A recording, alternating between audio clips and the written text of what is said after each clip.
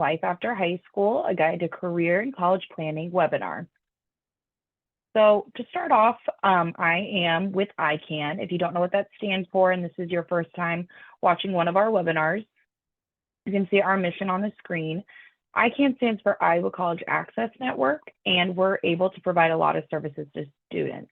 So we are a nonprofit. So anytime you come to us for any of the services that you can see on the screen, so anywhere from career exploration to college exploration, figuring out how to pay for college, whether that's looking over a financial aid offer or just coming to us for that first step of the FAFSA form, we can help you with a variety of things and services for free. Whether that's 1 appointment to 10 appointments a year, you're able to come and meet with us, and no matter what, we will be able to help you.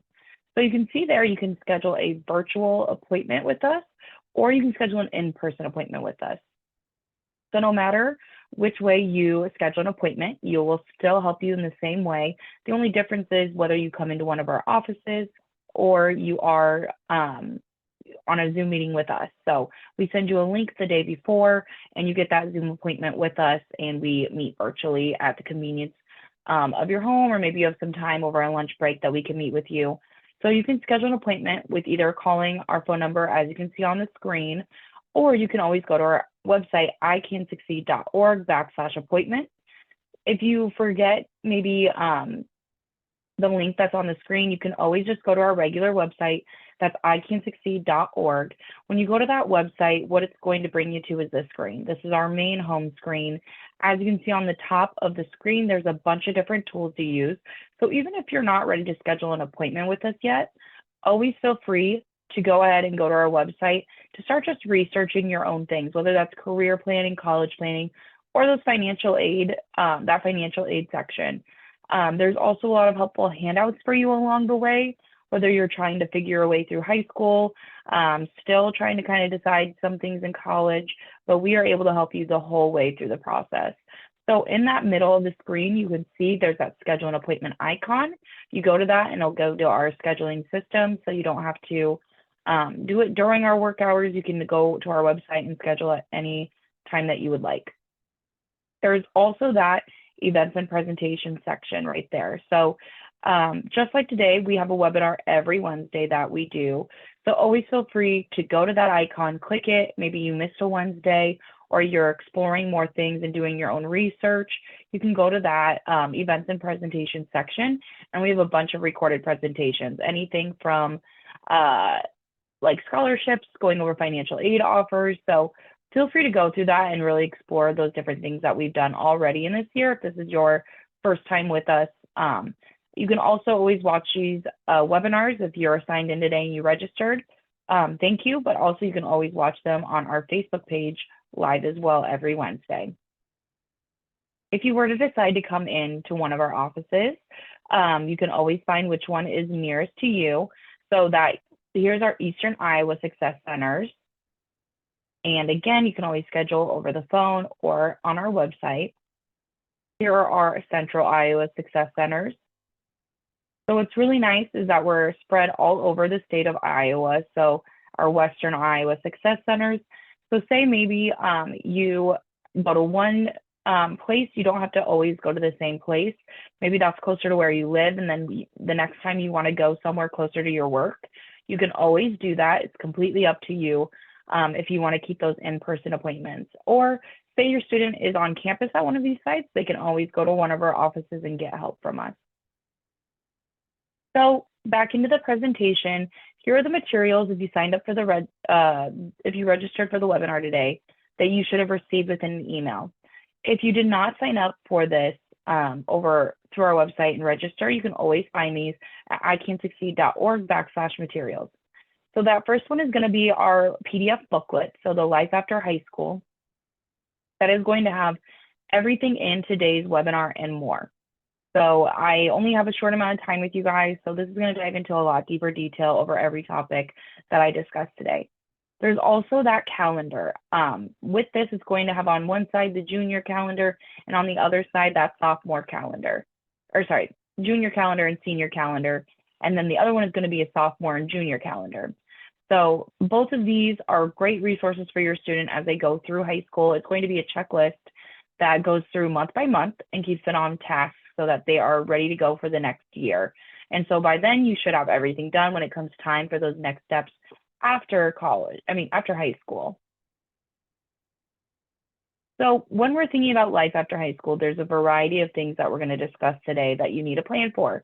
Anything from understanding employer and college expectations, academic planning, career exploration, career and college selection, college admissions process, paying for education, and successful transitions. So all of these things we're going to think about, so then when it comes time to transition into those next steps, you're ready and prepared. So where we're going to start today is when it comes to trying to figure out where we want to go next and what we do after high school, what we're wanting to first decide, what are those careers that we're wanting to go into? Because that's going to decide the pathway that we need to take from there on. So with career assessments, with finding a career, we recommend career assessments. Career assessments are going to take a look at your students' strengths and interests. So what it is going to be is it's going to be a nice little test. It's going to ask them a variety of questions that tie into those strengths and interests. And they're going to have to rate things on a scale of 1 to 5. So from there, it's going to be situational. And then what it does is it matches you with results.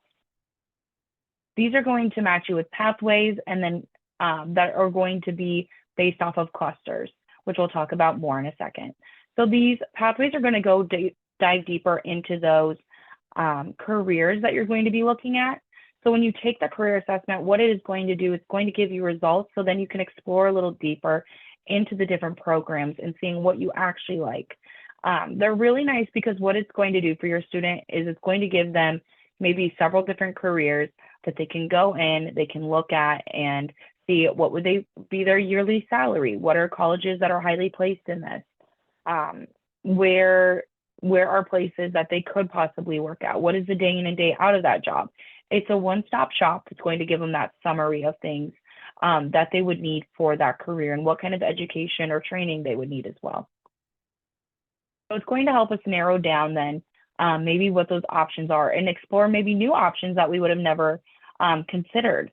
So what it is, when you have this career assessment, it's going to have 16 pathways and within 6 clusters.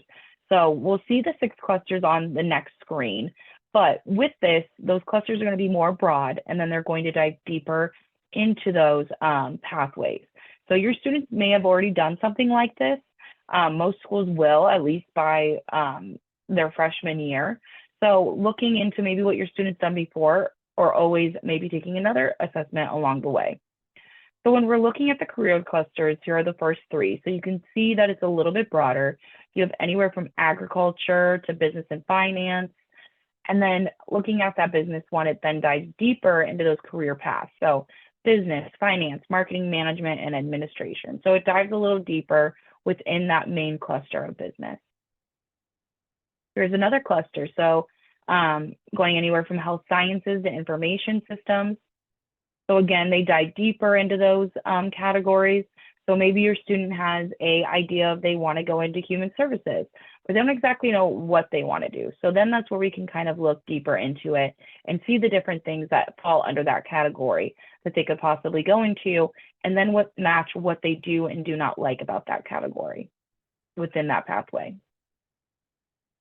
So when we are exploring those careers, some great ways to do them, we have myact.org is what we use on our website. So you can always go to our website and do that, or go straight to that link there. When your student is taking a career exploration, it's going to give them those results that they can explore within it. If it's something that you do and maybe you get a little confused on, or you'd rather just have our help along the way, you can always book an appointment with us for an advising session over it. So we look within it with you. So whether you want to take the assessment at home or in our office, and then from there, we can help you explore those different ways and show you how to look within those pathways and decide what's maybe best for you. So when we do take the career assessments, they're great because then they're going to help us set those goals for our career and education. What I mean by this is that when we do know that career, we can then start understanding, okay, what do I need to get there? So we have that main goal at the end where we're going to have that career that we want. So then we can start the little goals. Okay, so I need to finish high school, then I need to finish And within high school, maybe I'll do some college courses within it. It's also going to help us figure out, okay, is college the right plan? Is a 2 or 4 year better? Maybe you need more schooling than just a 4-year program. So looking at those different options. So then by knowing that career, knowing what steps we need to start taking now, and also figuring out, okay, how much money may it take to get there? So when we are looking and trying to figure out those careers and setting those goals, one thing we do want to look at is making sure that we are looking at maybe the economic outlook. So making sure that when we are deciding on that career, is there going to be jobs still available when the time that I graduate with that training or college that's needed? And then maybe what are we going to be earning after? So again, they have salaries in that myact.org assessment.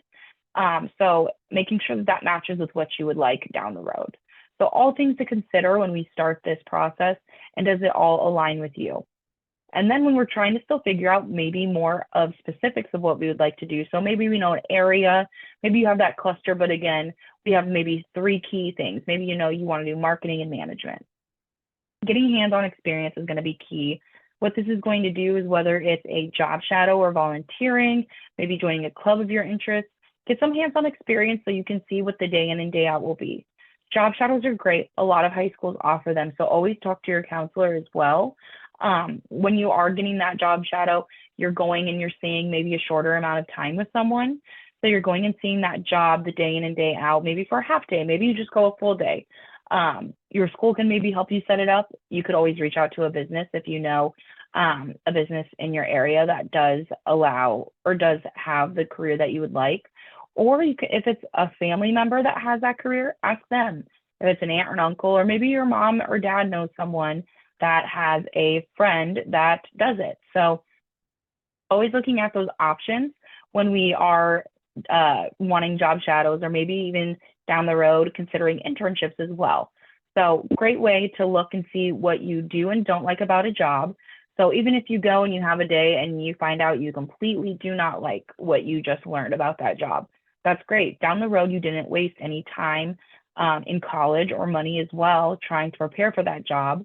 Now you know that you don't like it and you can start exploring other possibilities as well. So great things that you'll take away from that, and definitely explore those options, whether it is volunteering, clubs and orgs, or that job shadow.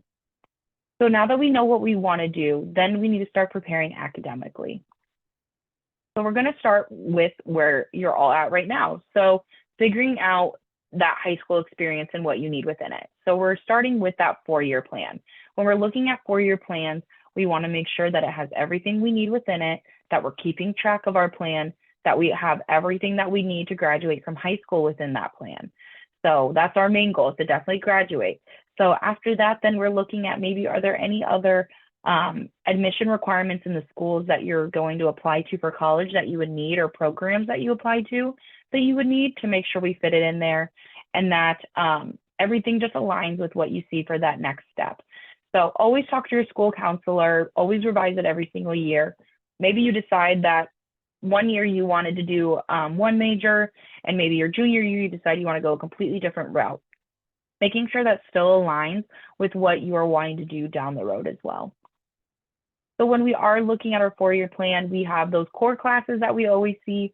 So that will be the math, English, science classes. So those core classes are obviously important, not only to graduate, but for college admissions as well. They're going to be looked at heavily, as well as they are a great foundation for you for those next steps. Whether you do go to college or going to some training or apprenticeship program, they are important because you're going to keep using that day and day again in real life, and probably your job as well. So why we value those core classes is that you would want to make sure that you are staying on top of them, because no matter what, you're going to continue to use them in that next training or college experience. As well as that 4-year plan is going to be made up of those other classes. So whether that is something that dives a little bit into maybe what you're interested in a major for college or training options, or maybe it's a college class as well. So you're getting some credits out of the way before you get to school, you're saving money, as well as you're maybe getting into some classes to see what your career would be like as well. So college classes are important if that is your next step. They're going to give you that experience of what a college class will be like before you get to college and have to start paying for those classes on your own. They could also help you maybe that first year, take some credits off of that year, so then you're maybe not having to go as long to school. Or if you're still wanting that 2 or 4 year experience, that you at least don't have to take as many classes throughout that time. So you're not as overwhelmed maybe during that time that you are there. When we are looking at people going career bound, maybe it's apprenticeship program or anything like that, your 4-year plan will look a little bit different. Make sure you're trying to get maybe to a career academy program or getting into any of those classes that you can see there that can start training you for that next process. When we look at a 4-year plan, you can see here that this is what you would need for just to be able to graduate from high school. So you see 4 years for English and language arts. And then from there, we get to 3 to 4 years, world language 2 to 4, electives 1 to 3. So again, this is what you need to be able to just graduate. When we look at maybe trying to prepare our best for those next steps, this is what we call optimum preparation. We are trying to plan as best as we can for those next steps. So you can see here that most of those things are 4 years and electives again are 1 to 3 years. So when we are looking at these, it's really important to maybe try to prepare your best for those steps so that, like I said, when you go into freshman year, that you're not behind on a math class, that maybe your freshman year of college, you won't take a math class. So keeping those all 4 years of your high school experience is very key. So when you are looking at different things or trying to be placed in courses, you're best prepared for those next steps. Another one I do like to point out is that world language. So when we're looking at world language, different schools have different requirements. So you can see Iowa State University has 2 years of a single world language for their admission. So to be accepted in, you need 2 years of a single world language to the College of Liberal Arts and Sciences and College of Engineering. World language courses are not required for admission to the colleges of those other ones listed there. So depending on the what route you are taking will vary with what they accept and don't accept for their admission requirements, and if you can be accepted to those schools. Again, looking at University of Iowa, you see 2 years of a single world language are required for admission. For many degrees, the fourth year of proficiency is required for graduation. And then I'll let you read University of Northern Iowa on your own.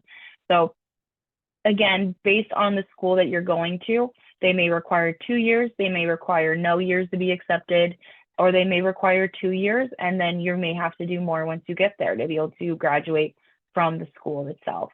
So again, looking at your admission requirements, if you don't know exactly where you want to go yet, maybe staying in it so down the road you don't have to do it later on. So again, just double checking those and making sure you're staying on top of that. So when we are planning for college and admissions counselors are looking to accept you within the school, they're not only going to look at that, your core courses, so seeing that high school transcript, they're going to also look at your grades as well. So when they ask for that high school transcript, they're going to look at those core courses as well as that GPA. So you can see here, there is a difference within that chart. What it is showing is that 3 different students who decided to take different routes when it came to studying or maybe applying themselves in the classroom. So when we're looking at GPA, you can see that this first student had a 2.5, 2.5, 3.0 to a 3.5. When you go along that, maybe they really tried hard those last 2 years and decided to maybe study more, but because even with those good grades those last 2 years, they still have a 2.87 GPA. So those first 2 years still impacted them pretty heavily. The second student, they stayed strong those first 3 years of high school, and then the last senior year, they decided, I'm not going to study, or maybe they didn't do their homework as much, and they dropped to a 2.5 for their GPA. So now their cumulative GPA is 2.94. So even with 3 good years of grades, one bad year can impact and drop you below a 3.0. That last student you could see stayed strong throughout their high school experience, and they have a 3.75. So again, the reason that we do bring up this chart and that I am talking about your GPA, it impacts your admission. It can also impact scholarships and grants as well. So when you are looking at applying for scholarships to different schools or applying to scholarships for different schools or maybe private community scholarships, they're going to ask for your GPA, as well as a lot of schools, depending on their funding. So not every school, but some schools have a academic scholarship. So to get the scholarship, all you have to do is apply to the school and have a good GPA. And once you get into the school, you have to keep above a certain GPA average, but usually it's way below what you got in at. But with this, a qualifying GPA could make you save a lot of money throughout the 4 or 2 years that you're out of school. So I come from a college background, and when you are looking at these, anywhere from that high GPA to that low GPA on the screen, you could have had maybe $10,000 extra a year. Over a 4-year term, you think 40,000. That could be free money that you didn't have to pay out of pocket. So it is really important to make sure that you're staying on top of your grades, you're staying strong throughout that junior and senior year, and that you stay strong even after you apply to those schools. Because it is important when it comes down the road to not only getting into schools, but also your scholarships as well. Another thing colleges may look at is entrance exams. So this could be ACT or SAT exams. So with this, they are not only for the admission process if they are looking at them, but they can be for a variety of other things. So we do have a lot of schools that are test optional. Maybe they don't require the ACT or SAT, but they are always recommending that it is a good option to still take ACT or SAT exams. So why we recommend it at ICANN is because it's not going to hurt you in any way. When you're looking at applying to schools, you can always ask the admissions counselor, should you or should you not put it down on your application. But we have talked to other colleges, and there are colleges out there that are seeing students not put it down because they think they may have a bad score or they decide not to take it. And not putting it down could have some students not getting accepted for some scholarships. So we know, for example, that there's a college in Iowa that they had a student apply, and due to that and not putting down an ACT score with their GPA and everything else, they missed out on a scholarship opportunity that they could have had every single year they were at the school. And so with that, it is key to make sure that if you do have an ACT and you decide to take it, that you talk with those admission counselors to make sure whether you need to put it down, because you would hate to not put it down and miss out on free money down the road as well. So always looking at those options. And if you are deciding that you want to take them, maybe taking a pre-ACT or SAT exam before that may help you start preparing for that test day. As well as there are a lot of other options as well. As you can see here, there are a variety of links. You can always find these at our website as well as always talk to your school counselor. That school counselor may have other resources as well as people that they know that may be able to help you prep for that test day. So for college-bound academics, making sure, again, we have 3 big components when it comes to those students that are applying for college. It's going to be that GPA that we discussed, ACT or SAT composite score, and then looking at their core courses. So that's what your admission counselors are going to look at when you apply for their college or university. So when we are looking at that and when we're deciding, making sure we're still focusing on those, as well as we're revisiting that 4-year plan. And maybe if you haven't started any college classes yet within high school, maybe looking at to make sure that we're working those into your 4-year plan down the road. When we are looking at college-bound students, and looking at the admission process, if you're wanting to look at those region schools, so Iowa, Iowa State, University of Northern Iowa, they are going to use this as long as you have an ACT or SAT composite score. If you don't have this, it's kind of variable on what they use. It's not universal then. But if you have these 3 elements that we discussed, then you can use this link here on the screen, and there's a calculator for you, or you can always do the math yourself. But you can use this to get your RAI score. What this is going to do, you can see the equation on the screen.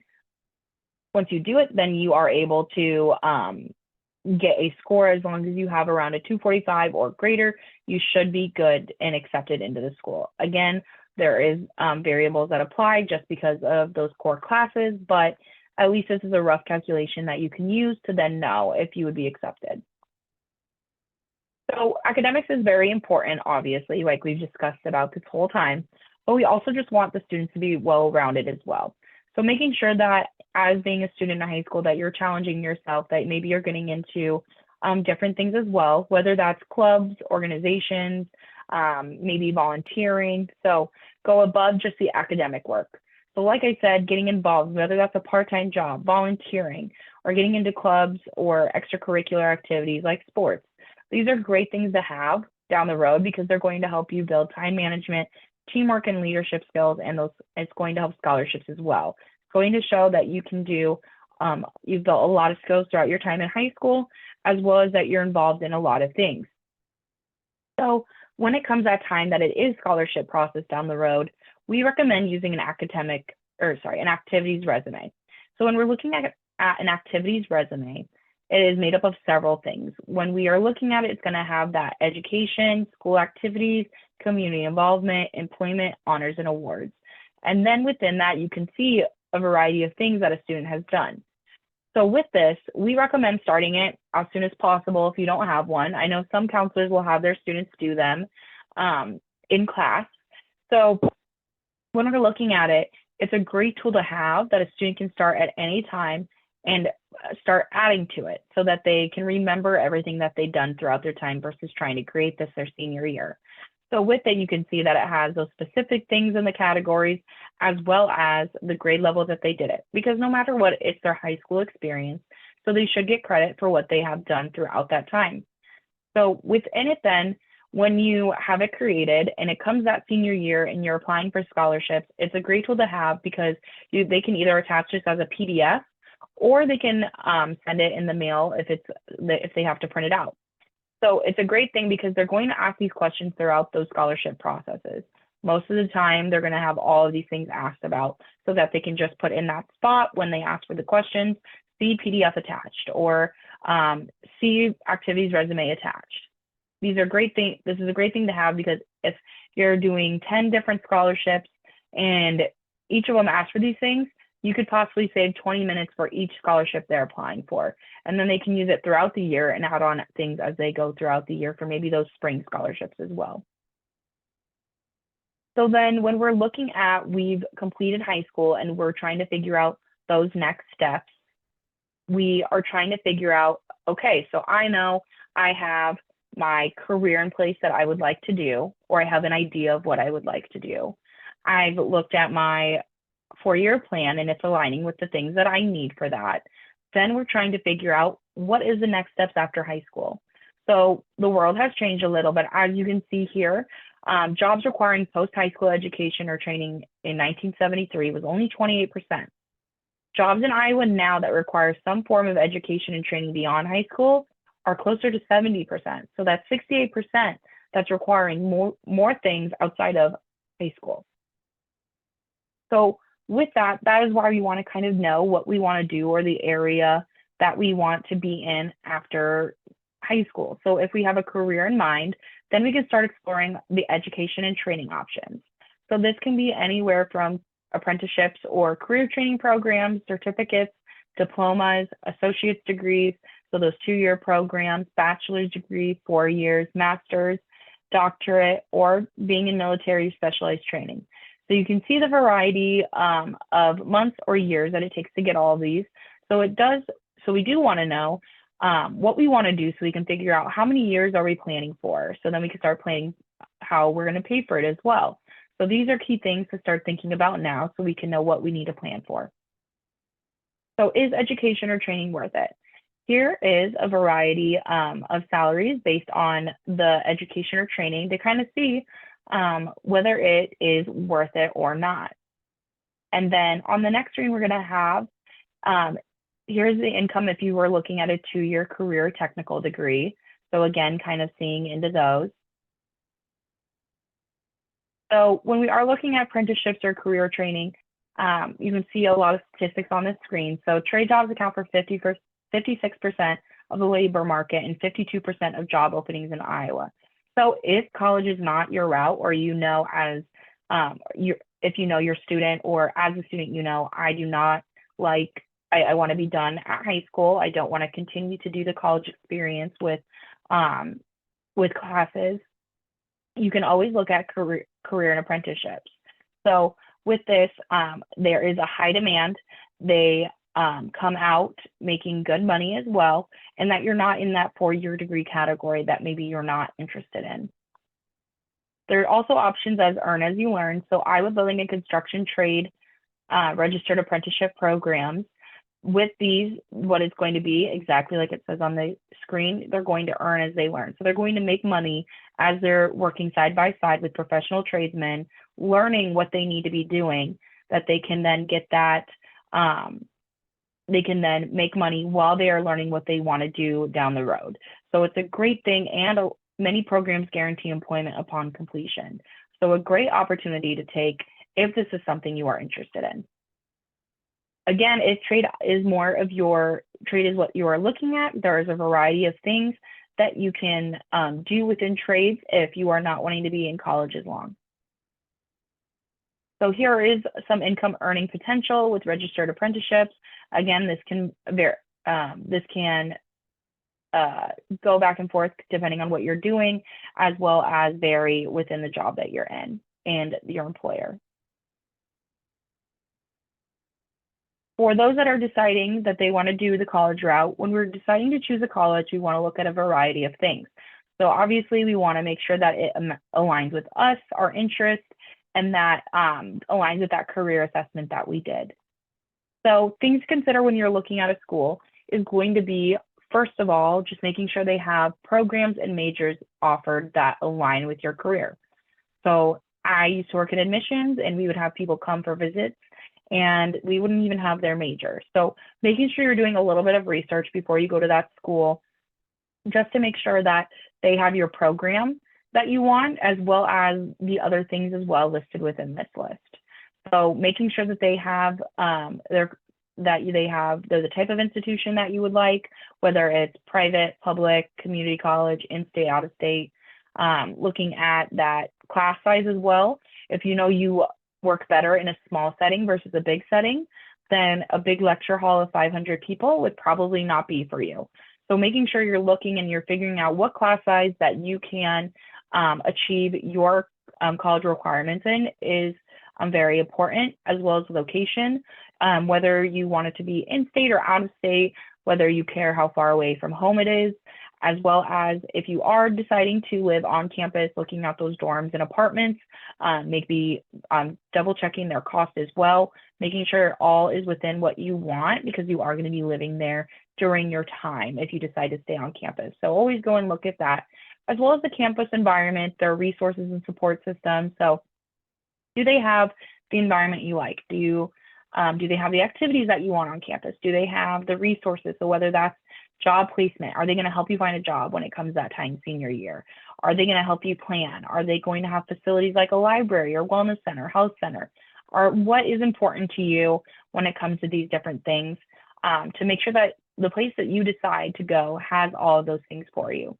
As well as one I would like to point out is that transfer option. So if you are going to a 2-year school, so you're deciding to go to a community college and you want to transfer after, making sure that the colleges that you're deciding that you would like align, so that all those transfers, all those credits that you're going to be transferring are going to actually transfer to that next school, so that you aren't losing any of your time or money when you go to your next step after that 2-year school. So when we are visiting campuses, so you went and you've done your research, you've looked at those different options, and you've decided, okay, I have maybe my top 5 or more that I want to go visit. You can do it a variety of different ways. So when you're making an appointment, it can either be a campus visit day, it could be a one-on-one appointment. So colleges are going to offer a variety of different things. It's also going to depend on the school size as well. So most colleges have visit days. This is going to be a bigger group where it's going to be students that decide to come that day with their families or by themselves. So with that, it could be maybe like a nursing day, so maybe more to your major, or it could be more targeted towards your year in high school, so maybe a junior visit day. So there's a variety of different things that they're going to offer, and in those, it's going to highlight the admissions process, financial aid, and what that looks like. They're going to give you a tour of the school as well.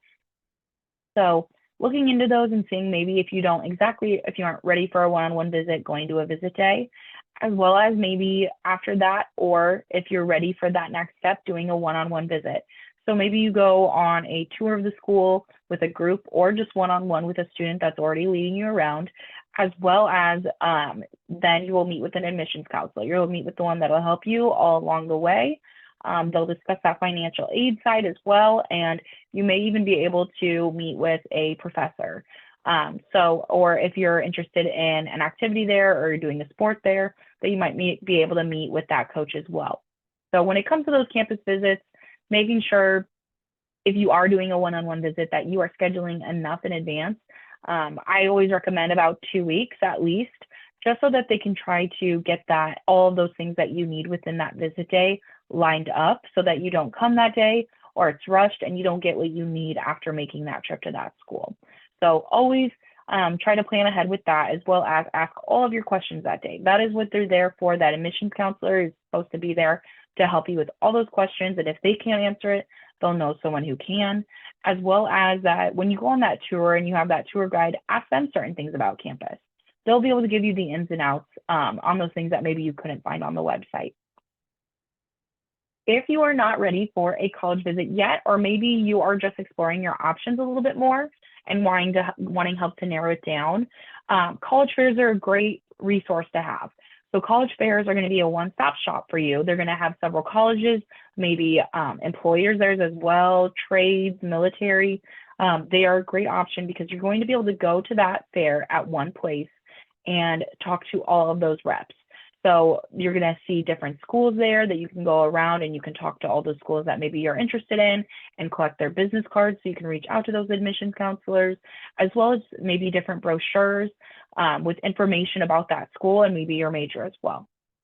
So when you do go to those, always make sure that you're showing up and that you're getting a good impression as well, because those will be the admissions counselors you're probably working with that will remember you as they work through the admission process with you. So again, college fairs are a great resource, and there's a variety that are being held. So here are some that you can see on the screen, as well as we hold one too, and this one is, we've already had our fall one at Prairie Meadows in Altoona, which is a great one that we have every single year. It's the Golden Circle College Fair. So with this, we have one in the spring as well that is in Cedar Rapids at Hotel at Kirkwood Center. So this is the ICR Future Career and College Fair. With that, it's going to be held on March 24th from 1 to 3. Again, a great resource. We have multiple colleges there that come in. You can always see them. They'll be updated as we go. They will be on our website as who will be there, as well as there's going to be employers there as well, and trade options too for those interested. So always feel free to come to that day and get more information on those schools. So when we are getting to that space where we are before our senior year and we can start applying, or maybe during our senior year and where we know our top schools and we want to apply, we then have to go through the application process. So when we are applying to schools, it's going to have several different parts of the application. We're going to have that basic demographic information on it. So name, email, phone number, what high school you went to, all of those things, that basic demographic information. It's then going to ask they're going to want your high school transcript. So again, that's where they're going to look at your core classes. They're going to get your grades off of it. They're going to get that GPA. So they're going to ask for that high school transcript sent to them as well. And then there's going to be that ACT or SAT score. So if it's required and if you have it, again, then you will send that to them too. There may be fees within the application. It just depends on the school, as well as there may be interviews, or maybe they ask for an activities resume or letters of recommendation. Again, that just depends on the school.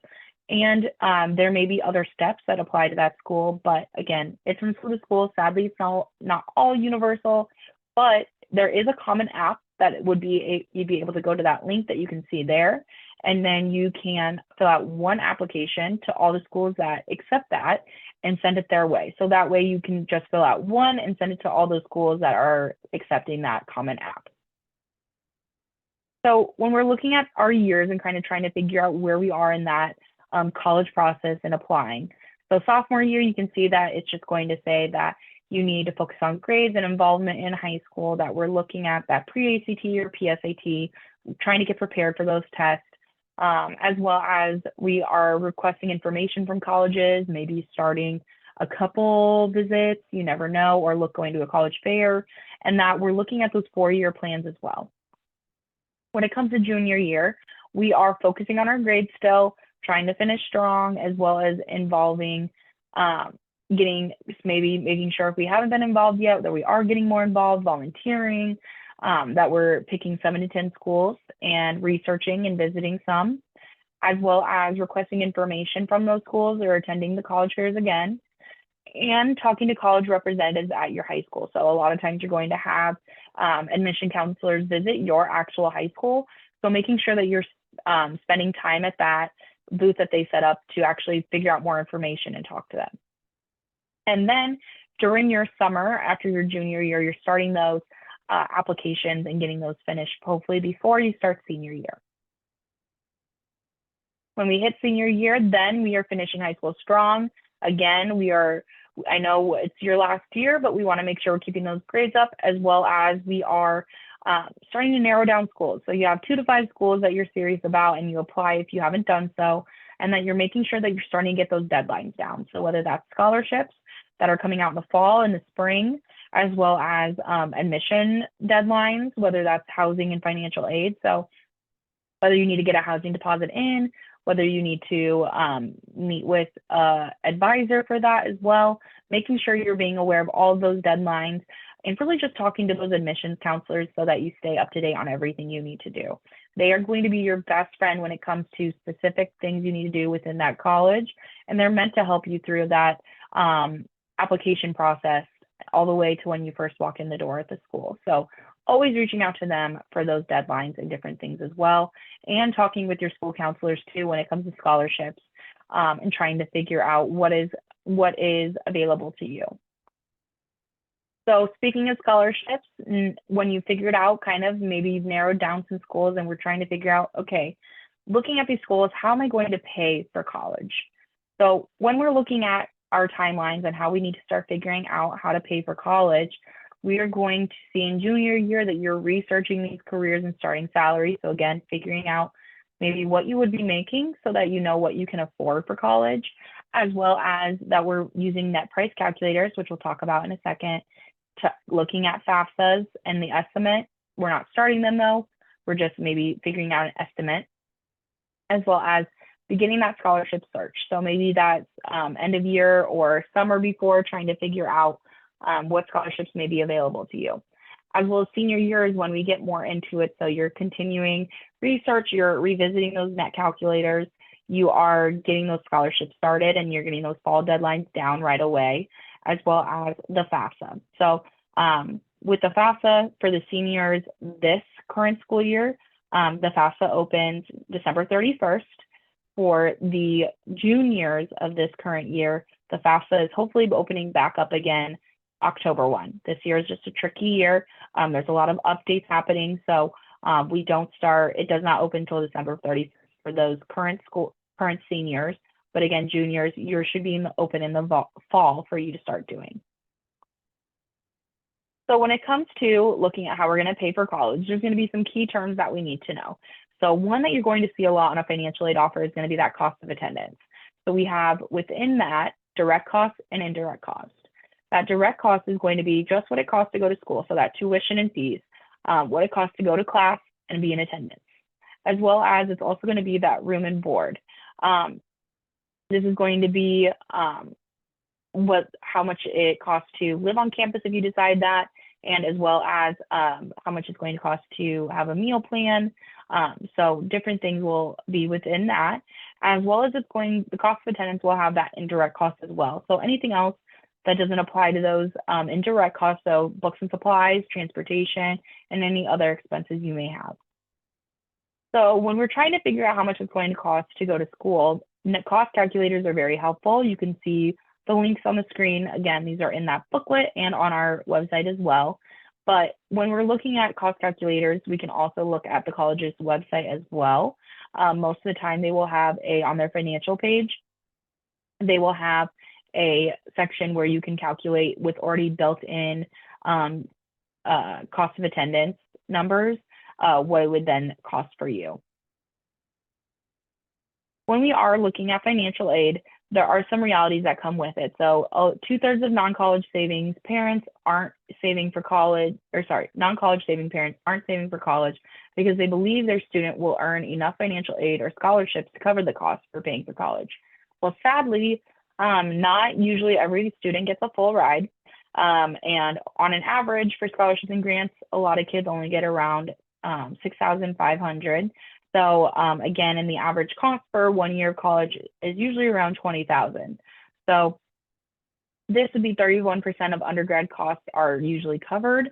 So we need to start planning now on how we could possibly start covering those other expenses, which we're going to need to talk about FAFSA and scholarships that could help, but as well as we're having conversations with our students to see, okay, how much am I paying for college? Am I not paying for college at all and it's all on that student?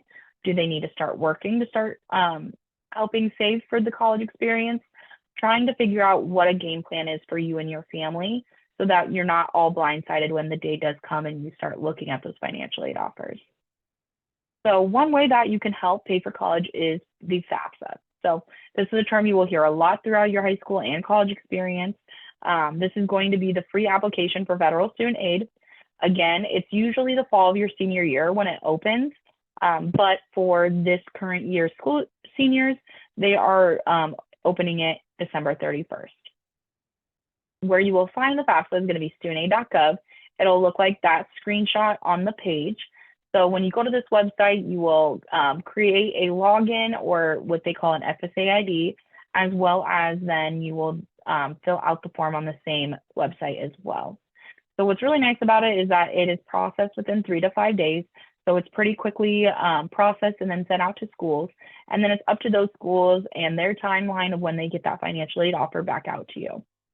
So with the FAFSA, what it is going to do, it's going to then determine from the answers, from the questions that you answer on the screen, it is then going to determine what financial aid you'll be receiving federally. They use the information that you put into the form to then determine federal aid as well as financial aid through the college or university. So once you fill this out with the helpful skip logic of the form and icons along the way, you are then going to then get it sent off to schools and they will use that information to see what money you could get. So this is how you will get federal loans, maybe those grants as well, and then how schools will use to determine what kind of aid they're going to give you too. So with this, again, it is a very nice form. It's going to be able to have that skip logic. So you won't have to answer maybe every question because they're only going to give you questions that pertain to you, as well as they have helpful icons along the way that you can use to then see maybe more description within the question of what you need to answer, as well as it may show you pictures of things that you need to be looking at along the way. Again, when it does come that time senior year, if you do need any help with it, you can always go to our website or call our number and schedule a FAFSA appointment. We will do the FAFSA for you as long as you bring everything that you need. So we're a great source to utilize during that time to take stress off of you if you choose to use us to file the form. Another way to be able to earn money towards college are scholarships. So scholarships are going to be very important when it comes to paying for college because there's going to be a variety. So you can either do private scholarships, which I heavily recommend. So within your community, there's going to be a variety of scholarships, whether it's employers, professional religious groups, local businesses. Talk to your counselor. They're going to usually have a system that they use or they will send out to students no matter what, emails with the local scholarships that are going on. Make sure that you are looking at these or taking advantage of as many as you can apply to.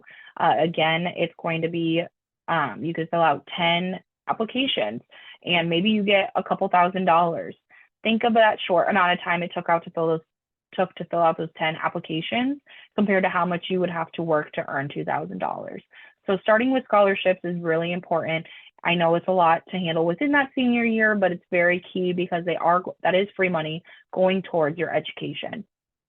So whether that's through the community or maybe you talk to your parent and they have a organization they're a part of that also has one. Always use those resources.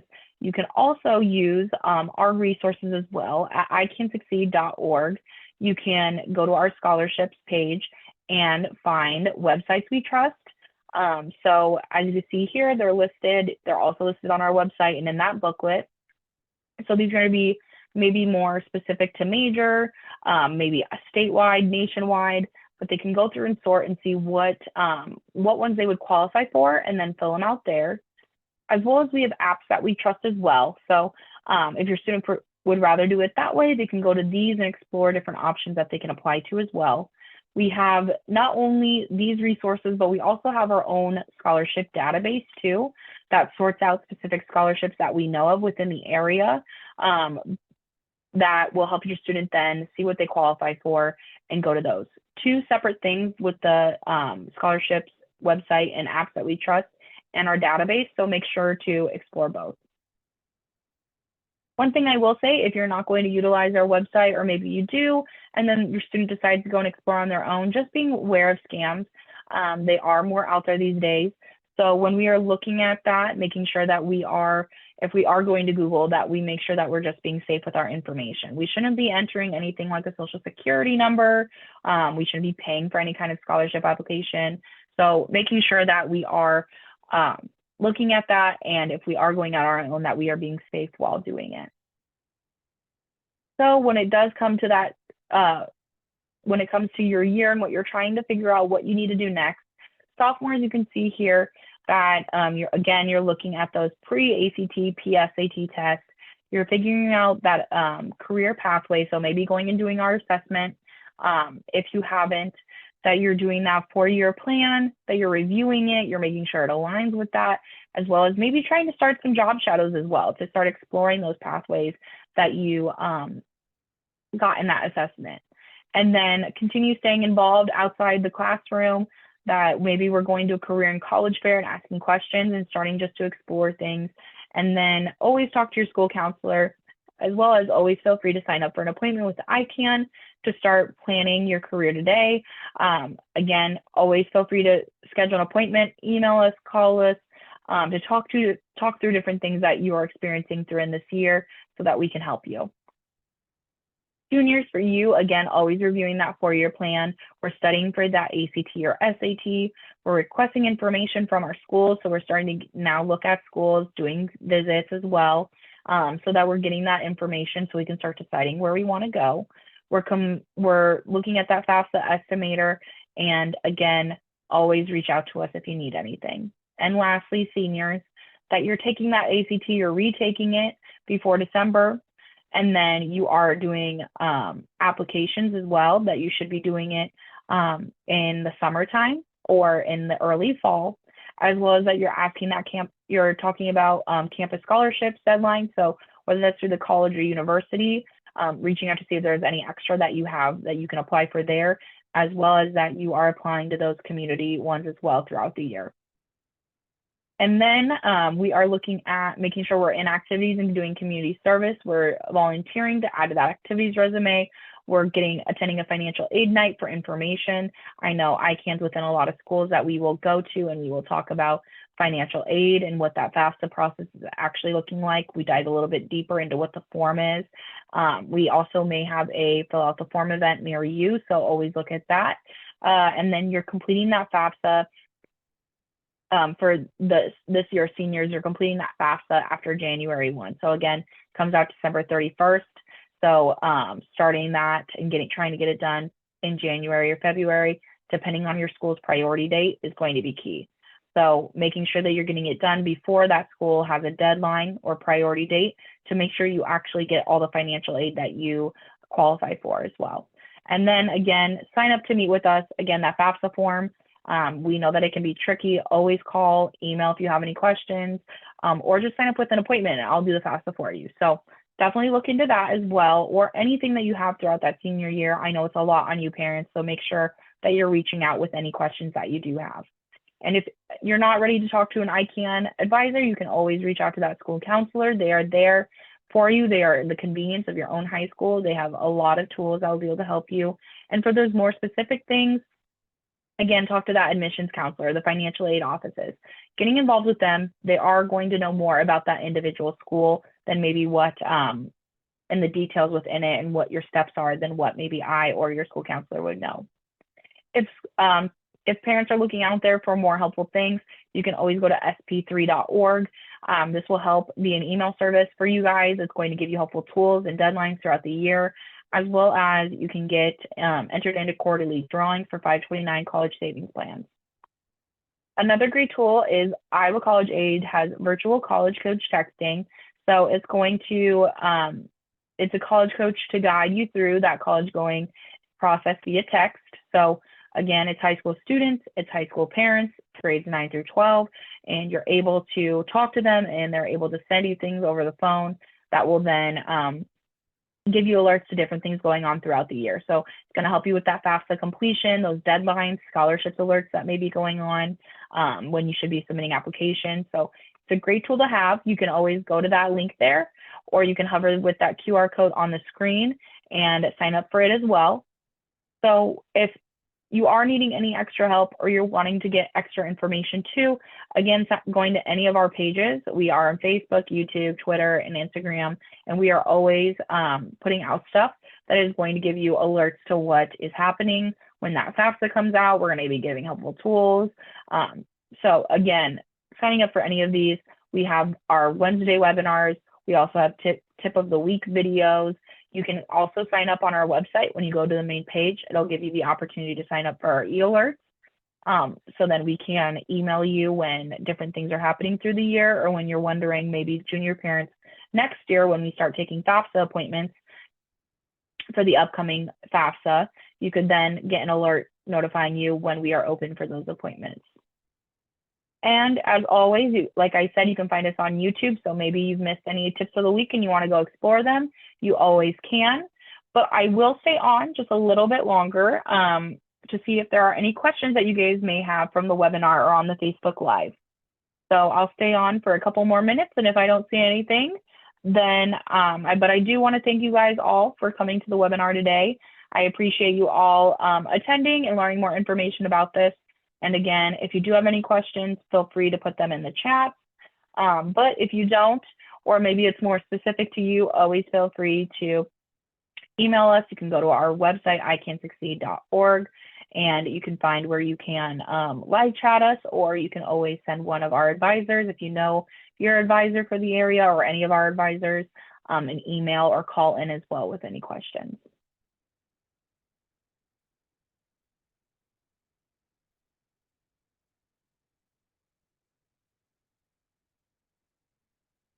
Okay, I'll stay on till 6:32 just in case anyone has any questions.